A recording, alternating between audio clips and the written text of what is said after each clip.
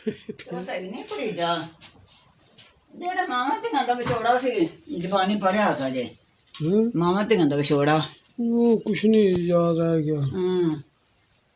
ਤੂੰ ਕਿੱਧਰ ਗਿਆ ਹੈ? ਪੁੱਲ ਗਏ ਨੇ ਮੇਰੀ ਤਸੀਲ ਸੁਣਾਓ ਬਾਬਾ ਜੀ, ਸੁਣਾਓ। ਆਵਾਜ਼ ਉਹਨਾਂ ਕਿਰਾਇਆ ਤਾਂ ਆਵਾਜ਼ ਮੈਂ ਬਾਅਦ 'ਚ ਤੇਜ਼ ਕਰ ਲਾਂਗਾ, ਅੱਛਾ ਸੈਟਿੰਗ ਕਰਾਂਗੇ ਆਪਾਂ ਬਾਅਦ 'ਚ।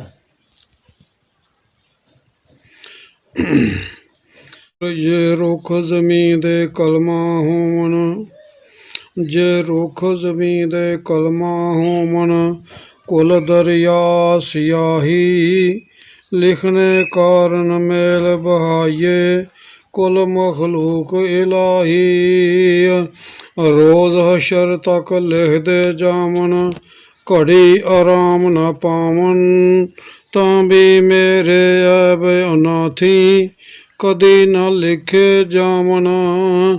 ਮੈਂ ਸਿਰ ਥੀ ਤਾਂ ਪੈਰਾਂ ਤਾਈਂ ਲੋ ਐਬੀ ਭਰਿਆ, ਏ ਪਰ ਫਜ਼ਲ ਤੇਰੇ ਦਾ ਯਾ ਰੱਬ ਮੈਂ ਫਿਰ ਆਸਾ ਤਰਿਆ। ਮੈਂ ਤਸਬੀਹ ਦਿਆਂ ਮਣਕਿਆਂ ਵਾਂਗੂ ਐਬਾਂ ਨਾਲ ਪਰੋਇਆ, ਭਾਰ ਗੁਨਾਹਾਂ ਦਾ ਸਿਰ ਮੇਰੇ ਬਹੁਤਾ ਭਾਰਾ ਹੋਇਆ।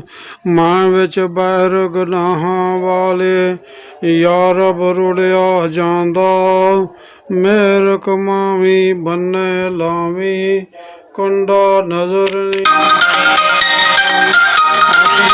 ਐਬ ਕਮਾਏ ਹੋਏ ਜਾਂਚਤ ਮੇਰੇ ਆਮਨ, ਖੌਫ ਤੇਰੇ ਥੀ ਬਾਰ ਖੁਦਾਇਆ ਡੀਕਾਂ ਨਿਕਲ ਜਾਵਣ।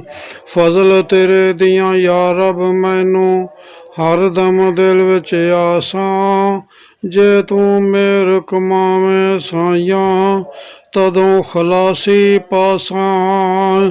ਤੇਰੇ ਕੀਤੇ ਉਜ਼ਰ ਨਾ ਕਰਸਾਂ, ਜੋ ਕਰਸੇ ਸਿਰ ਧਰਸਾਂ, ਤੂੰ ਡੋਬੇ ਤਾਂ ਡੁੱਬਾਂ ਸਾਈਆਂ, ਤੂੰ ਤਾਰੇ ਤਾਂ ਤਰਸਾਂ। ਪਰ ਚੰਗਿਆਂ ਨੂੰ ਚੰਗੀਆਂ ਲਾਜਾਂ ਆਪ ਕਰੇ ਚੰਗਿਆਈ, ਬੁਰਿਆਂ ਨਾਲ ਕਰੇ ਭਲਾਈਆਂ ਭਾਵੇਂ ਐਬ ਓੜਕ ਮੇਰੇ ਵਿੱਚ ਸ਼ਮਾਰ ਨਾ ਆਵਣ, ਪਰ ਜੇ ਲੁਤਫ ਕਰੇ ਤੂੰ ਸਾਈਆਂ ਸਾਰੇ ਬਖਸ਼ੇ ਜਾਵਣ।